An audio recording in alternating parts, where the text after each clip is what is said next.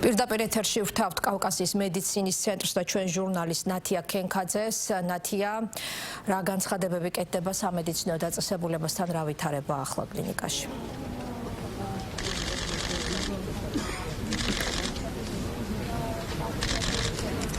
ამ წუთებში, როგორც თქვენ ალბათ ხედავთ კადრში, ხალხი ამ დრომდე არის შეკრებილი კავკასიის სამედიცინო ცენტრის ეზოში.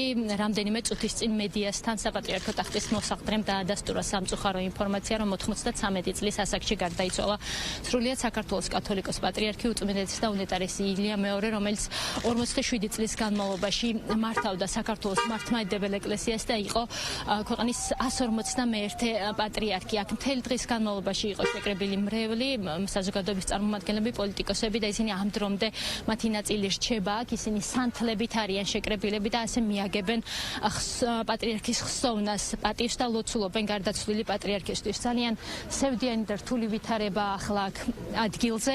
საეკლესიო პირებმა, სასულიერო პირების უმრავლესობამ, წმინდა სინოდის წევრებმა უკვე დატოვეს კავკასიის სამედიცინო ცენტრი, ასევე ხელისუფლების წარმომადგენლებმა, რომლებიც აქ იმყოფებოდნენ, პრემიერ-მინისტრი, პრეზიდენტი, პარლამენტის თავმჯდომარე, დედაქალაქის მერი, აღმასრულებელი და საკანონმდებლო ხელისუფლების წარმომადგენლები, ისინიც უკვე გაემგზავრნენ კავკასიის სამედიცინო ცენტრიდან და ჩვენი ინფორმაციით ახლა უკვე საერო და სასულიერო ხელისუფლების წარმომადგენლები იკრიბებიან საპატრიარქოში, სადაც უკვე შემდგომი გადაწყვეტილებები იქნება მიღებული. საეკლესიო კანონმდებლობით ახლა უნდა შეიქმნას კომისია, რომელშიც როგორც საერო, ასევე სასულიერო პირები შევლენ და უკვე ისინი მიიღებენ გადაწყვეტილებებს და შემდეგ გაასაჯროებენ თუ როგორ იქნება შემდგომი პროცესი, თუმცა ინფორმაცია, რომელიც ჩვენ საპატრიარქოს პრესსამსახურის ხელმძღვანელმა დეკანოზმა ანდრია ჯაღმაიძემ დაგვიდასტურა, რომ ხვალ უკვე სრულიად საქართველოს კათოლიკოს პატრიარქი გადასვენებული იქნება სამების საკათედრო ტაძარში, სწორედ იქ გაიმართება პანაშვიდები და სწორედ იქ შეძლებს მრევლი, რომ მივიდეს და გამოემშვიდობოს პატრიარქს. ჩვენთან კომენტარი გააკეთა ასევე ჯანდაცვის მინისტრმა მიხეილ სარჯოლაძემ, რომელიც მთელი დღის განმავლობაში იმყოფებოდა აქ, პირადად ადევნებდა თვალყურს პროცესს, თუ როგორ იბრძოდნენ ექიმები პატრიარქის სიცოცხლის გადასარჩენად. მისი თქმით, ყველაფერი გაკეთდა იმისთვის, რომ მდგომარეობა დასტაბილურებული იყო. როგორც ცნობილია, რამდენიმე საათში ელოდებოდნენ თურქ სპეციალისტსაც, ძლიერ რეანიმატოლოგს, რომელიც უნდა ჩართულიყო პროცესში ქართველ კოლეგებთან ერთად, თუმცა მანამდე დაახლოებით 10 საათისთვის სრულიად საქართველოს კათოლიკოს პატრიარქის მდგომარეობა დამძიმდა და მას გული გაუჩერდა. ძალიან მიჭირს ახლა იმის თქმა, რაც უნდა მოგახსენოთ. ამ რამდენიმე წუთის წინ განისვენა სრულიად საქართველოს კათოლიკოს პატრიარქმა უწმინდესმა და უნეტარესმა ილია მეორე. ეს იყო ეპოქალური ადამიანი, უდიდესი დანაკარგია მთელი მსოფლიო მართლმადიდებელი ეკლესიისთვის. მინდა მიუსამძიმრო ყოველ ქართველს, მთელ საქართველოს, ჩვენს ეკლესიას და მთელს საქრისტიანოს. მთელი ეპოქა შექმნა, ძნელია აქ ეხლა მის შესახებ ეს რამდენიმე სიტყვი ძალიან რთულია საუბარი, იმდენად დიდი პიროვნებაზე ვსაუბრობთ. მისი მეშვეობით, მისი ღვაწლით ღმერთმა ხელახლა მოაქცია საქართველო ჭეშმარიტ სარწმუნოებაზე. ის იყო დიდი აღმშენებელი ჩვენი ეკლესიის, როგორც პირდაპირ ნიშნულობით ამ სიტყვისა, ასევე გადატანითი ნიშნულობით და დიდია დღეს ჩვენი გლოვა. კიდევ ერთხელ მინდა მოგისამძიმროთ ყველას, მთელ საქართველოს.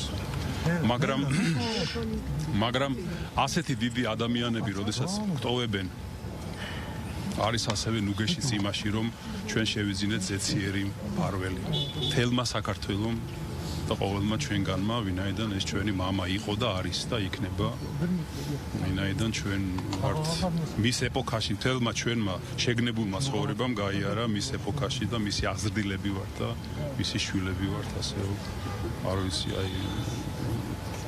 მერთმა გაგვაძლიეროს ყველა და მე იმედი მაქვს, რომ მისი მფარველობა და მისი ლოცვა გაგრძელდება და განაპირობებს კიდევ უფრო ჩვენი ქვეყნის, ჩვენი ხალხის ურთიერთ სიყვარულს და გაძლიერებას, როგორც სულიერს, ასევე სახელმწიფოებრივს. ღმერთმა აცხოვნოს მისი სული და მისი წმინდა ლოცვები ჩვენ შეგვეციოს ყველას. არც მახსენდება ამაზე მძიმე დანაკარგი. ბოლო 10 წლეულების განმავლობაში, ან 100 წლის განმავლობაში ეს მართლა ძალიან დიდი ტრაგედიაა მთელი ერისთვის. გულწრფელად უსამძიმრებ თითოეულ ქართველს. ყველა ამ ქვეყნის გულშემატკივარს ამ უზარმაზარ დანაკარგს. ღმერთმა სასუფეველი დაუმკვიდროს პატრიარქს და ღმერთმა აცხონოს.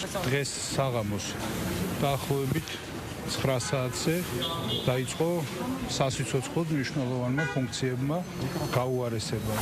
ეს ყოველ წუთს მოსალოდნელი იყო, სწორედ ამაში მდგომარეობს ჰემორაგიული არასტაბილურობა, რაზედაც საუბრობდით დასაწყისიდანვე. ნამდვილად დიდი სურვილის გათვალისწინებით და დიდი იმედის გათვალისწინებით მოხდა ის, რაც არავის არ გვინდოდა, ყველაზე ნაკლებად გვინდოდა და სამწუხაროდ პროცესები განვითარდა ისე, რომ ძალიან სწრაფად დაეცა ის სასიცოცხლო მაჩვენებლები, რომელმაც გამოიწვია საბოლოო ჯამში აი ეს დიდი ტრაგედია. როდესაც ჩატარდა შესაბამისი манипуляციები, ხო, ამის შემდეგ ამას მოხვა პოლიორგანული უკმარისობა. ეს გამოიხატა ფილტვების, ეს გამოიხატება თირკმელების, ეს გამოიხატება გულის უკმარისობაში.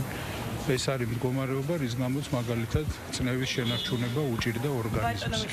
უცბად, მოულოდნელად, თუმცა მოსალოდნელად, იმავდროულად, იმიტომ რომ ნებისმიერ დროს ასეთი არასტაბილურობის პირობებში შეიძლება განვითარებულიყო მოვლენა. სხვა შორის ეს არ მithქვამს სიმწუთას საჯაროდ, მაგრამ კონსილიუმის თითოეულმა წევრმა აღნიშნა, რომ ასეთი რამ ნებისმიერ დროს მოსალოდნელი იყო სამწუხაროდ. კიდევ ერთხელ მთელი გულით უსამძიმრებ მთელ ქართველ ხალხს.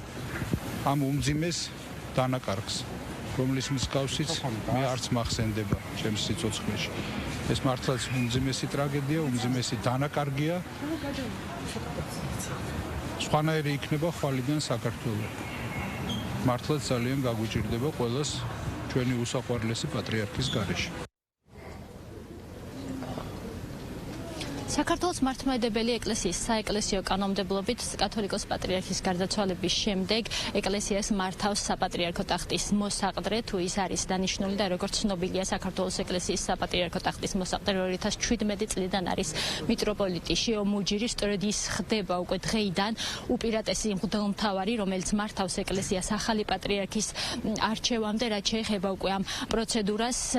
პატრიარქის გარდაცვალებიდან 40 დღის შემდეგ, მაგრამ არაუგვიანეს 2 თვისა უკვე უნდა შეიკრიბოს სინოდი, რომელიც იმსჯელებს პატრიარქობის კანდიდატებზე და 3 კანდიდატის შერჩევის შემდეგ უკვე საეკლესიო გაფართოებული კრება ფარული კენჭისყრით ირჩევს ახალ პატრიარქს. რაც შეეხება აქ არსებულ ვითარებას, როგორც გითხარით, აქ ამ დრომდე რჩება მრევლი, ისინი ანთებული სანთლებით მიაგებენ პატრიარქის ხსოვნას, პატივს და ელოდებიან სრულიად საქართველოს კათოლიკოს პატრიარქის გამოსვენებას სამედიცინო დაწესებულებიდან, როგორც ცნობილია, ილია მეორე აქ კავკასიის მედიცინის ცენტრში გუშინ გვიან ღამით მოიყვანეს, ღამის 3 საათზე, თუმცა ამას წინ უძღოდა მისი მკურნალობა სხვა სამედიცინო დაწესებულებაში, სადაც მას გულის პრობლემაზე მკურნალობდნენ, მას შემდეგ რაც დაფიქსირდა შინაგანი სისხლდენა, ის გადმოიყვანეს ამ მრავალპროფილურ კლინიკაში.